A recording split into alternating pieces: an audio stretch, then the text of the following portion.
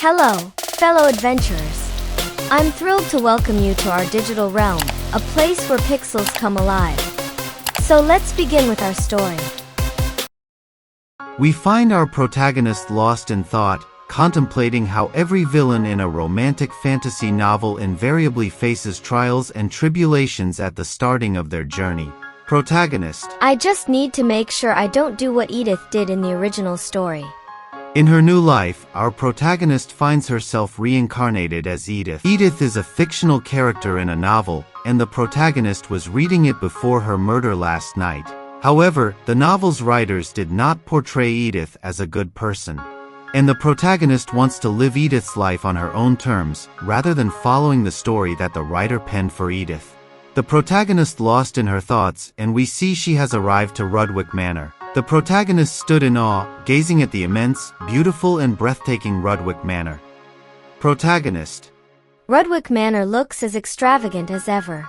No wonder Count Reigelhoff becomes so jealous when his rival leaves in a place like this. Edith's father wears a smug expression, comment on Duke and Duchess family. It's not what's outside that matters. They all are hollow from the inside, all of them. And the scene shifts, and we see a butler kindly welcoming Count Reigelhoff to the grand halls of Rudwick Manor. As we see Edith's father, we witness his two-faced nature. Suddenly, within the grand halls of Rudwick Manor, he started treating Edith with unexpected kindness. Edith's father. Come, my lovely daughter, let's go inside. The protagonist feels a sudden awkwardness as she witnessed the swift 180-degree change in her father's behavior. Unfazed, protagonist decides to play along, assessing the situation. It's fine. She thinks, I can handle this.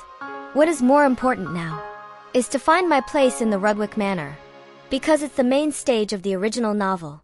The scene shifts to the extravagant dining hall of Rudwick Manor, where our protagonist, the Lady Edith Reigelhoff, was welcomed by Mr. Duke and Mrs. Duchess. The protagonist, astounded to see these fictional characters have stepped out of her book and into reality. Protagonist. I can't believe it. I've only ever imagined the main characters, but now I'm meeting them in real life. She sees an old couple and guesses this old couple must be the Duke Axel Rudwick, and she must be Duchess Jocelyn Rudwick. Mrs. Duchess Jocelyn. I hope the journey treated you well. You must be feeling hungry. Dinner will be ready soon. Protagonist's gaze shifts, locking onto the enigmatic figure of Cliff, the male lead character of this story. Protagonist. He's just as ridiculously handsome as I imagined. He possesses chiseled features, a confident demeanor, and an air of mystery. I could drown in those golden eyes. The protagonist's gaze shifts to the second main character. Rice, a girl who has suffered Edith's cruelty in the novel. As described in the book, Rice possesses the beauty of a blonde spring flower, her presence leaving everyone breathless. So then the man beside her should be the man I'm about to marry. Our protagonist, within just a single gaze upon the man, Edith, our protagonist, started drooling as if she had stumbled upon something so delicious that she couldn't bear to share it with anyone. Protagonist. Now I understand why Edith was so set on him. That sharp chin and defined nose. His first impression is cold and yet somehow sensitive. In the realm of attractiveness, he stands out as the most remarkable man one has ever encountered by me. Oh shit, he noticed me, oh my god. What I'm doing? I need to keep it together. Who cares, he's never going to be mine anyway. Scene shifts and we see protagonist is enjoying the banquet. But Edith's father began his intricate dance of deception, weaving a web of words that masked his true intentions. Beneath the coating of care and love, a darker purpose. Edith's father. A parent can never feel at ease sending their daughter off. On that note, I was hoping to send along with her a few maids who have been serving her since childhood. They would know best how to take care of her. Duke and Duchess look for a moment to each other. Mrs. Duchess. The maids of our manor are rather skilled themselves. Edith's father. Duchess Rudwick, are you telling me you didn't bring your own maids when you married into this family?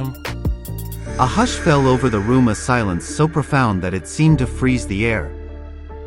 The protagonist.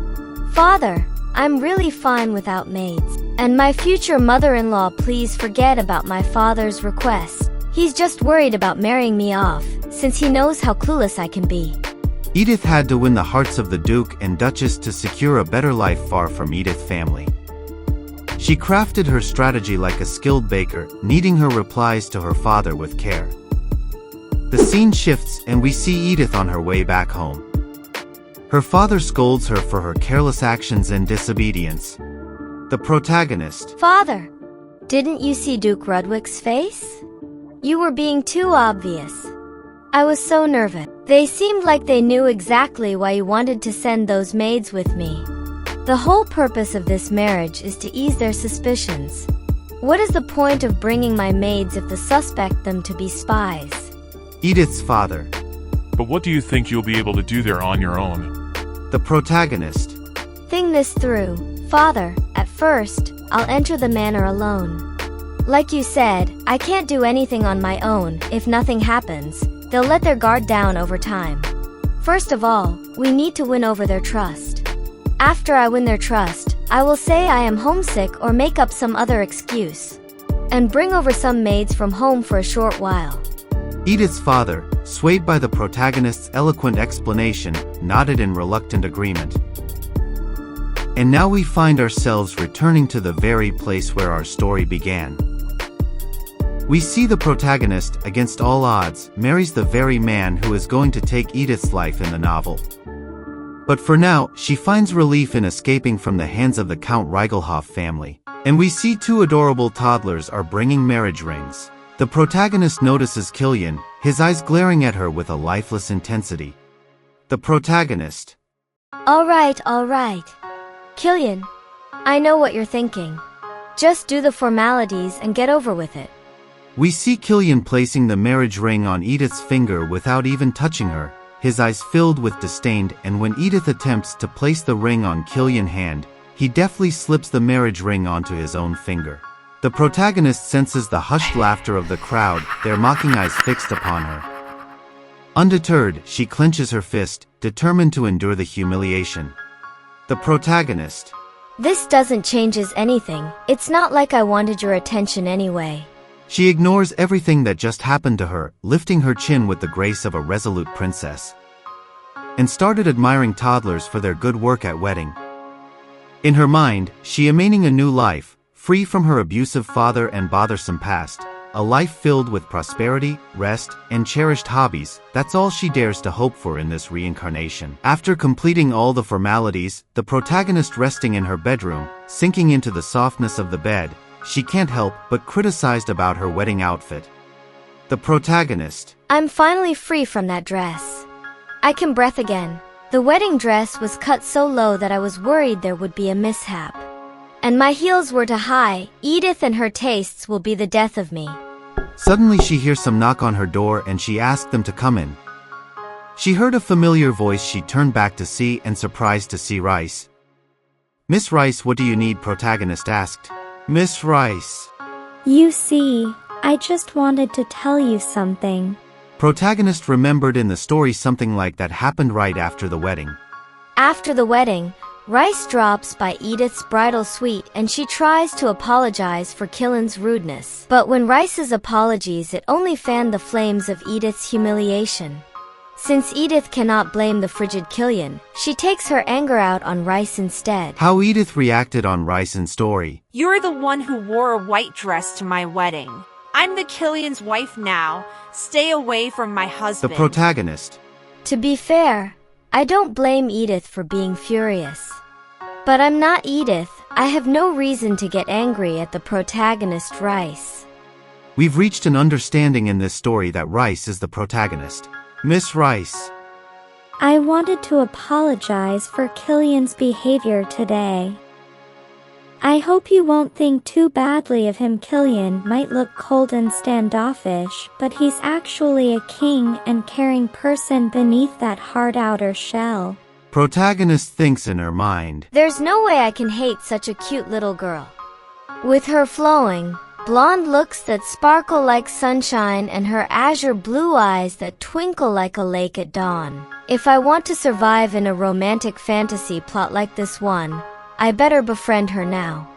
The protagonist. Don't worry, Miss Rice. I understand he may be unhappy that he was forced into an arranged marriage for both of our family's sake. I don't plan on holding that against him. Miss Rice. Lady Edith, you're such a mature and understanding person. The protagonist is charmed by Rice's charisma and begins to flatter Rice. The protagonist. I can't compare to your kindness, Rice. You looked great in that dress today, or perhaps the dress looks good because you're the one wearing it. And with that, our story comes to an end. But fear not, we'll continue our tale in the third episode of Eternal Twilight.